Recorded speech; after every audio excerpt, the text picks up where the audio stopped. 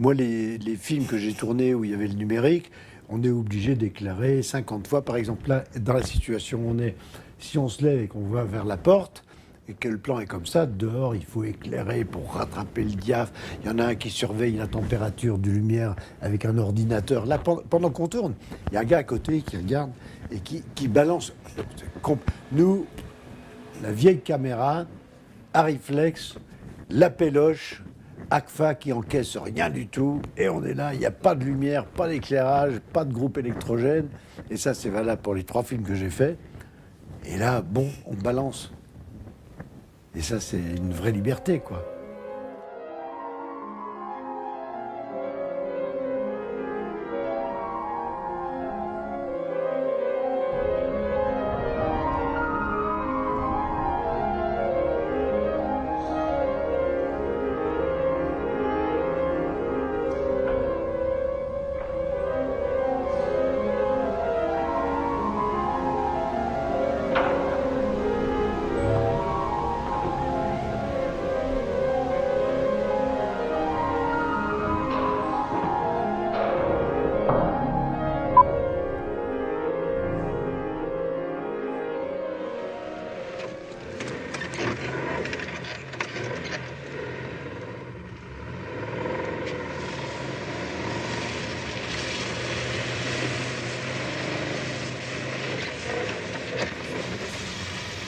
C'est sûr que ça tombe bien. Hein. Oh, ça tombe bien. C'est sûr que ça tombe bien parce que là, c'est la preuve, la meilleure preuve que j'ai qu'il y en a eu pas mal quand même d'autres, mais celui-là. Ouais.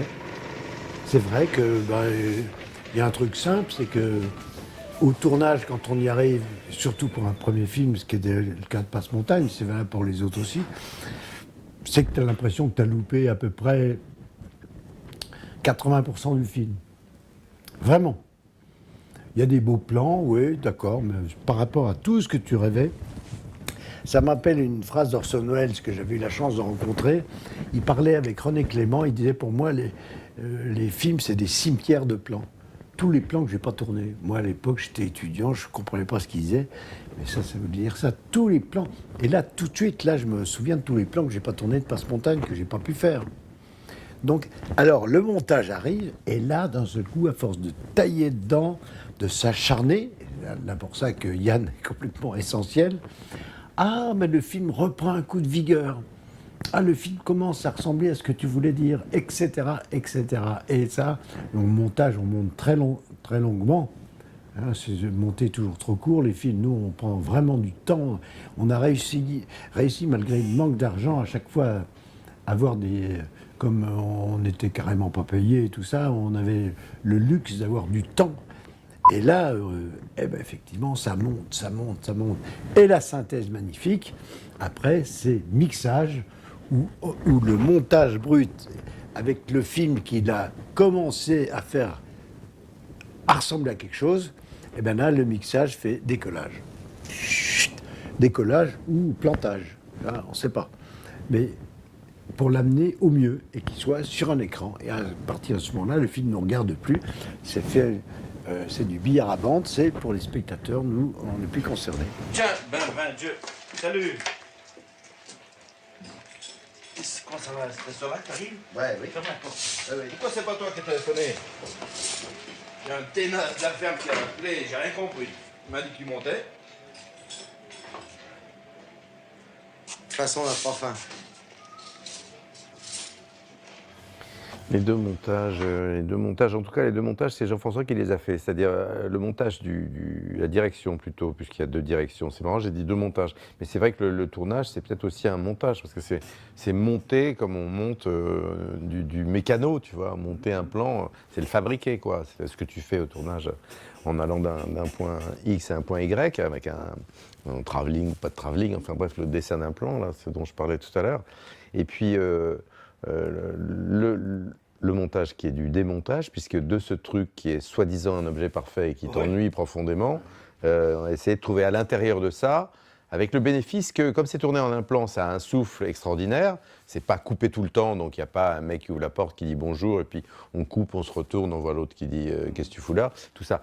Donc le fait que ça soit en temps continu, permet de couper que quand on coupe, enfin quand tu coupes en tout cas, parce que tout le monde ne sait pas faire ça, quand tu coupes, le souffle persiste et on est toujours dans l'impression d'un souffle long. Voilà, et c'est jamais, même si c'est des plans courts, parce que c'est pas une question de longueur de plan, encore une fois, hein, c'est une question de puissance au moment où des bouts qui sont montés, ou au contraire d'ailleurs de pause, hein, c'est-à-dire des plans calmes à l'intérieur de plans vifs, etc.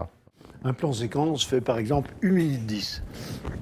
On commence, exemple, toi qui tiens la caméra, tac tac, et finalement dans le plan, on va se lever, remercier le Panthéon pour l'accueil qu'ils nous font, et on se retrouve dans la rue quand un taxi arrive pour t'emmener. Bon, ça fait 1 minute 10, temps réel. Mais si on met d'abord un plan où tu es près du taxi, on ne sait pas si tu arrives ou si c'est la fin ou quoi. On met après un plan là, nous en train de parler. Et puis après, au milieu, on met un court plan avec le gars, on lui dit merci. D'un seul coup, on a l'impression que ça fait 3 heures qu'on est là, on sait plus, on perd la notion du temps. On est dans l'émotion de ce qu'on raconte. Tandis qu'un plan séquence, 1 minute 10, là, d'un seul coup, on ne sait plus. Le tout monté fait peut-être que 55 secondes. On a l'impression qu'il se passe 3 heures. Alors là, on a gagné.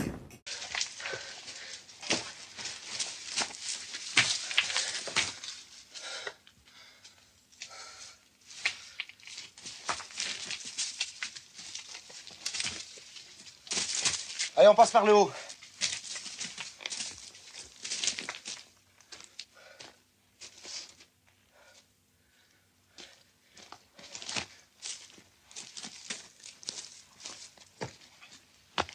Ça dépend des films. Le monteur peut commencer pendant le tournage.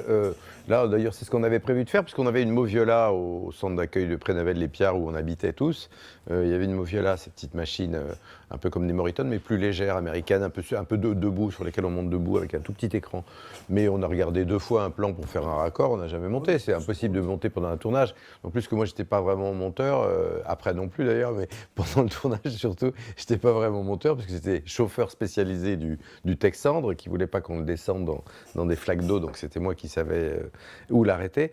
Et donc on pouvait pas monter. Puis je faisais d'autres trucs, je retenais des restaurants, Comme on était une toute petite équipe, on avait tous 20 trucs à faire, donc monter c'est un travail quand même assez absorbant, puisque à Paris après, lui il passait 12 heures de nuit et moi 12 heures de jour. Enfin j'exagère, disons 8-10 heures de jour, moi et lui 8-12 heures de nuit. Donc, d'ailleurs, du livre de Yann, le point de vue lapin, parce que moi, je repensais l'autre jour, à force de faire des interviews comme on fait en ce moment, j'ai aucun souvenir d'avoir vu Yann pendant le tournage. Alors qu'on habitait ensemble. Mais sur le tournage, moi, je me souviens de la position, tu me dis n'importe quel plan, je me souviens où était la régie, le machin, la bouffe, tout, mais tu n'étais jamais là. Donc après, j'ai découvert, en lisant le livre, vraiment, tout ce que tu faisais pendant ce temps-là. Enfin, je faisais pas énormément de choses, parce que c'est des choses de gigoteur, mais je faisais d'autres choses. Et puis, de toute façon, j'aime pas le plateau, moi. J'aime pas le plateau, parce que comme je suis principalement monteur, le plateau, tu vois pas le plan. Le plan dont je parlais tout à l'heure, tu vois pas le plan, tu vois le gigotage. Tu vois les mecs qui attendent d'aller déjeuner, les gars qui font le point, l'ingénieur du son qui se prend les pieds dans le tapis, la perche qui rentre dans le cadre, enfin tous les trucs qui sont le décor rigolo d'un tournage et qui fait que ce qu'il y a d'intéressant, ça se passe dans un cadre extrêmement limité. Et dans ce cadre extrêmement limité, quand tu es un spectateur sur un plateau de tournage, tu ne le vois absolument pas. Donc tu as l'impression que l'intérêt est ailleurs, il est dans le spectacle du cinéma lui-même. Donc moi, ça me trouble complètement. Je suis toujours handicapé par le fait que je me rappelle les conditions du tournage. S'il faisait froid, si machin avait pris une cuite la veille, que l'autre était en retard. Je me souviens de tous les problèmes. Et je vois rien de ce qui est intéressant, c'est-à-dire ce qu'il y a sur l'écran. Tandis qu'un vrai monteur comme Yann, non seulement a besoin de toute la fraîcheur, il voit que ce qu'il y a sur la pellicule. Ne veut pas entendre parler même le scénario. Tu disais des fois, tu jettes le scénario. Le gars, il t'a raconté 10 fois le film, tu vois ce qu'il y a sur l'image. C'est pas la peine d'expliquer dans les conditions dans lesquelles ça a été tourné. Et tu penses qu'il y a sur l'écran, là. Le reste, blabla, ça n'existe pas. Formidable, ça. Il faut absolument ce recul.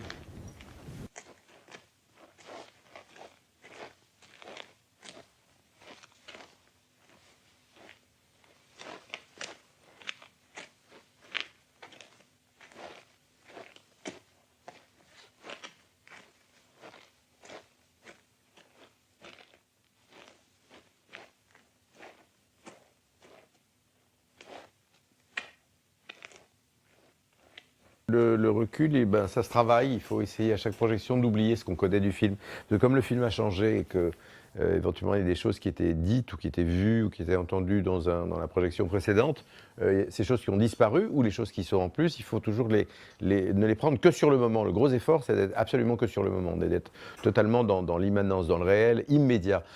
À chaque fois qu'on fait des plans sur la comète, surtout en voyant un film, alors on peut faire ça dans les films des autres en se disant tiens, qu'est-ce qui va arriver. D'ailleurs, dans les films qu'on monte aussi, si on se dit plutôt qu'est-ce qui va arriver, comme si on se posait la question, c'est beaucoup mieux que je sais que telle scène va sûrement venir. Parce qu'évidemment, quand on monte, on sait par cœur, on a la structure du film entière dans la tête. Et donc l'énorme effort, mais qui est vraiment, c'est très difficile vraiment, c'est d'essayer d'oublier ça, d'oublier qu'on connaît la page de fin, quoi. Ça, c'est vraiment très, très difficile.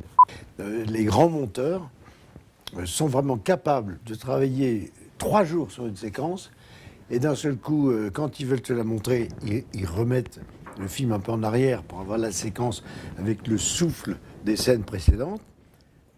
Alors, ils vont boire un café, ils reviennent, et c'est comme s'ils le voyaient pour la première fois. Alors que c'est eux qui viennent de travailler. Et moi, je subis le truc, parce que pour moi, je vois toujours la perche, le cirque de tout le tournage, et jamais le film. Donc, heureusement que c'est pas moi qui monte, je pourrais pas.